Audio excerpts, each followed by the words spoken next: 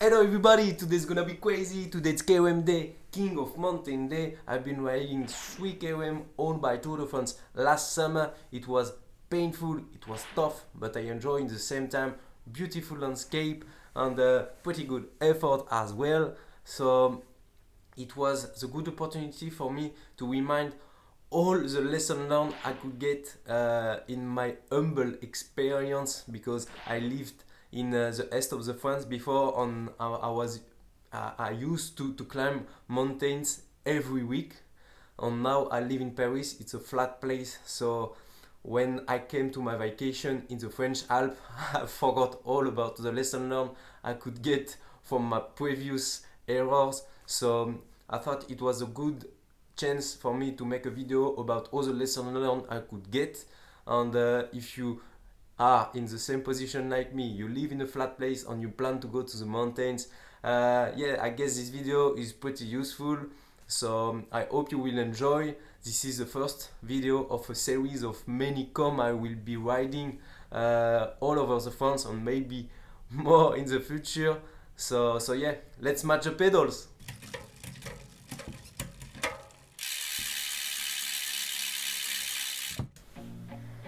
So I was in Saint-Jean-d'Aube for my vacation. It's near the Lac Léman, near the border of Switzerland. Really nice place to be, really beautiful landscape, and really nice road to ride your bike. And I was heading to the col de Joux Plane from Samoens. It's a hors category col, 9.6 kilometers, 8.3% gradient average, and the KOM was taken during the last Dauphiné 2021.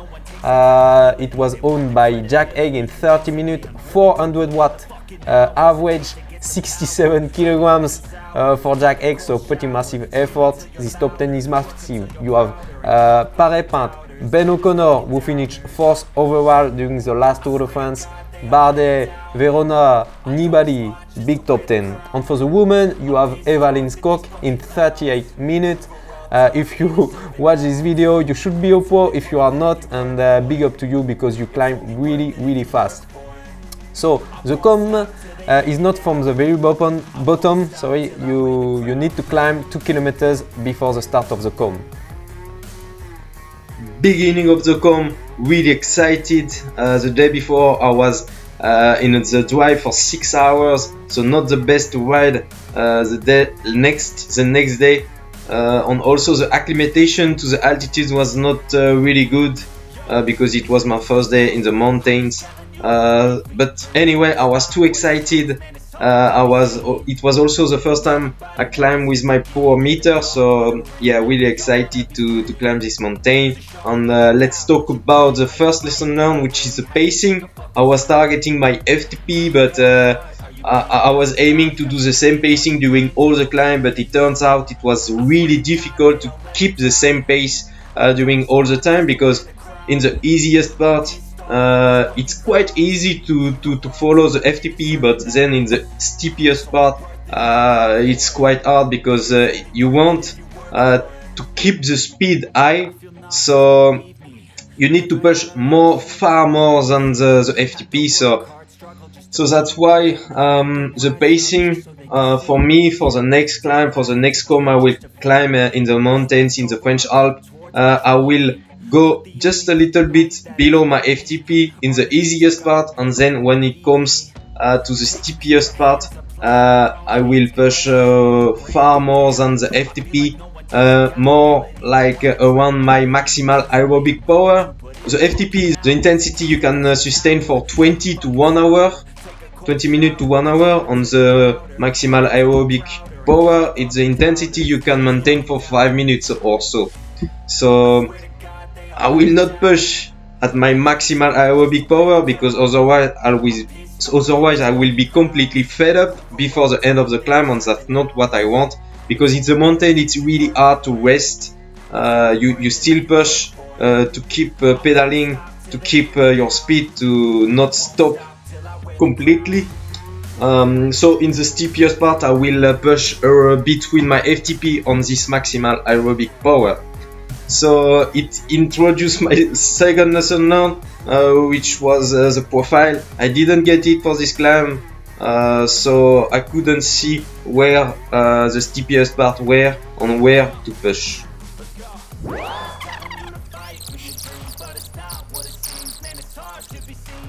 So here I am in the fog, and you know, 21 minutes effort for the moment and 4.7 kilometers left.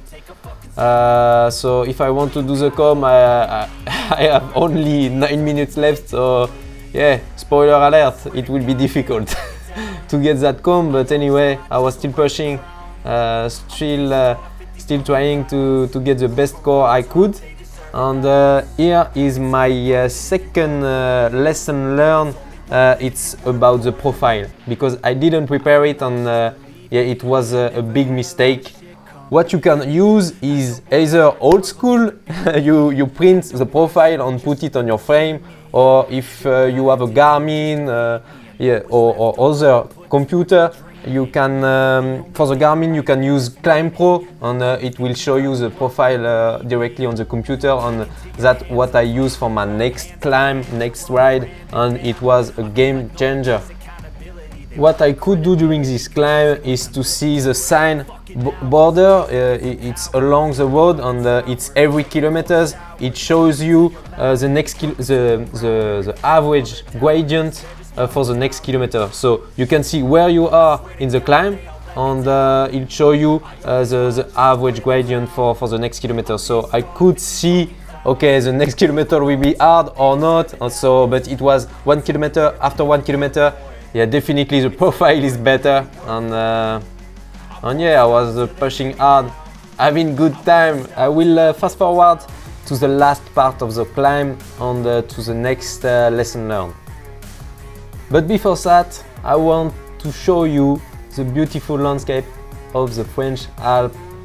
Really beautiful place. It's the reward after putting big effort on your bike. You can stay there and yeah, breathe fresh air. And go to the descent, it's also the reward. Here we are, last part of the climb. So I will talk about my third lesson learned, and it was the gearing. I forgot totally about it, and it was a big mistake because I pushed too hard in the steepest part of the climb, and yeah, I was 36 in the front and 25 in the back, and it was not enough. If I could do it again, I would choose a 34 in the front, so change the change wing, and also change the cassette to a 28 at the back. And I think this gearing will suit the most of the people. And if you want to adjust more, you can choose another cassette. You can go to 30, 32, and even 34 on the cassette for Shimano. And yeah, the most crazy about it is I got the cassette at home, 28 at the back, but I totally forgot. So yeah, next time I won't forget, and yeah, will be the correct gearing.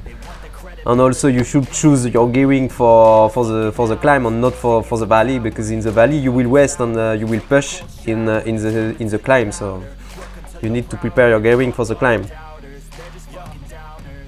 Here we are, very final part of the climb, and I'm totally fed up, to be honest. I was really happy to finish with this climb, and we already know that I'm yeah, later than 30 minutes. So yeah, I didn't get the KOM, but I pushed big effort on it, and I was quite happy. First day in the mountain, happy. We will see the results. And here we are, the result. 42 minutes. I'm really happy, and I've put 287 watts during this climb, this 42 minutes. So I'm really happy. It was a good effort. See you next time. In the next episode, it's gonna be crazy! Had to rise up just so they could see me. Did what I had to do just to feed me, and what was left over I put towards my dreaming. But the only thing